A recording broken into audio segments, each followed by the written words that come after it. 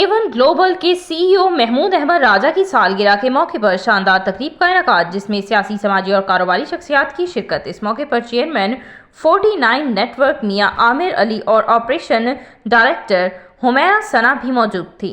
इस मौके पर मौजूदा हाजरीन की जानिब से महमूद अहमद राजा के लिए बहुत सारी दुआएं और नेक तमन्नाओं का इजहार किया गया।